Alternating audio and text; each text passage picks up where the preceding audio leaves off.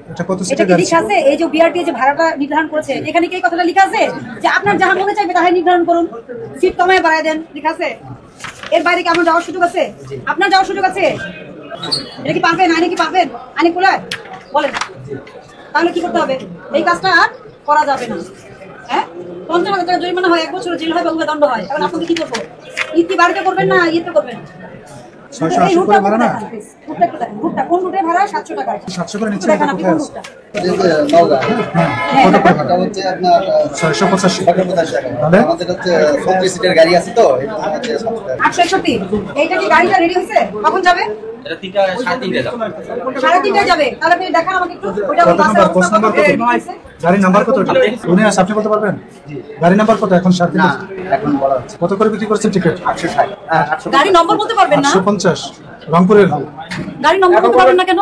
এটা হচ্ছে যখন ডিপার্চার দিবে ওটার মধ্যে তো গাড়ি অনেক, কোন গাড়িটা আসে তখন এই কম্পিউটারে এন্ট্রি দিয়ে না কোন গাড়িটা কোনটা? 3:30 গাড়ি নম্বর বলেন? গাড়ি নাম্বার তো দেয় না স্যার, ওটা আচ্ছা দেন না। তাহলে এর টিকিটগুলো তো সেল হচ্ছে, ওটা দেখান। এগুলো কি? এগুলো তো অনলাইন আছে। আচ্ছা অনলাইনের টিকিট। আপনি A1 A2 এগুলো একটু শিট বের হয় না আপনাদের? চালান বের হয় না শিট? এটা কি অফলাইনে বিক্রি হচ্ছে? হ্যাঁ হয়। অফলাইনে টিকিটটা দেন। এই কাউন্টার দাঁড়ান। এই কাউন্টার থেকে বিক্রি করছেন এমন টিকিট দেখতে চাচ্ছেন? না এই কাউন্টার থেকে এই গাড়িতে কোনো হয় না। আচ্ছা তাহলে A1 একটু দেখান। A1 850 হইছে, আর দেখাইতে হবে না। ক্লোজ করেন।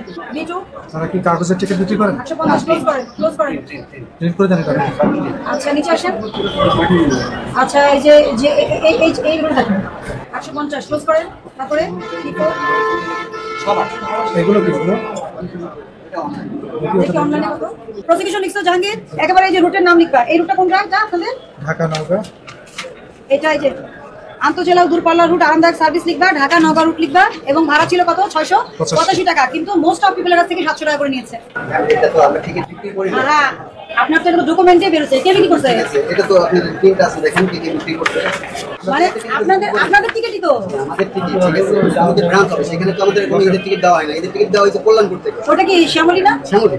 আপনার প্রতিষ্ঠানই তো। আমার প্রতিষ্ঠান। আপনার প্রতিষ্ঠান এখানে মুখ্য, আপনি ব্যক্তি তো মুখ্য না। আমরা আপনার কাউন্টারে মনিটরিং এসে দেখতে পেলাম যে এই রুটের বাস ভাড়া বেশি নেওয়া হচ্ছে। রুট নাম্বার 85 রুট নাম্বার 85 ভাড়া 685 রুট নাম্বার 85 ভাড়া 685 এর পরিবর্তে নিয়েছেন 700 মানে কাদের ওয়েবসাইট? আপনাদের ওয়েবসাইট থেকে না? হ্যাঁ সহজের আছে আর আপনাদের আছে। হ্যাঁ আপনারা এটা বলেন, সহজের হিসাব সহজের সাথে আমরা বুঝে নিব। অসুবিধা নাই, কমপ্লেইন আসবে অনেকগুলো এই ঈদের মধ্যে, ওটা আমরা ঈদের পরে হিয়ারিং করে বুঝ করব। আমাদের মানে ডিপার্টমেন্টে দেওয়া আছে, অনেক সময় গ্যাপ চলে যায়। বেশি কথা বাড়ায় না। আপনি 685 টাকার ভাড়া 700 নিয়েছেন আপনার প্রতিষ্ঠান। শ্যামলী পরিবহন সেটা ঢাকা থেকে নওগাঁর ভাড়া সর্বোচ্চ 685 টাকা। 700 করে নিয়েছেন, 15 টাকা বেশি নিয়েছেন প্রতি যাত্রী থেকে। এটা ভোক্তা অধিকার সংরক্ষণ আইনের 40 ধারা লঙ্ঘন হয়েছে।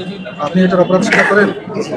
অপরাধ স্বীকার করলে এটা শাস্তি মেনে নিতে হবে এবং এখান থেকে শিক্ষা নিয়ে সতর্ক হতে হবে।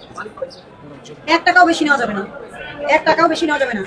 সতর্ক করছি, 10,000 টাকা জরিমানা করলাম। ভবিষ্যতের জন্য সচেতন হয়ে যাবেন, ঠিক আছে? মনে থাকবে? 40 ধারা দিবেন এই নাইলে কি করবো শুনেন, আপনাদের কাউন্টার বন্ধ করবো না। কেন করবো না বলেন? যাত্রীদের ভোগান্তি হবে। কাউন্টার বন্ধ করবো না, জরিমানার পরিমাণ বাড়তে থাকবে এবং তারপরে ফার্দার অ্যাকশন মামলায় যাবে। বুঝতে পারছেন?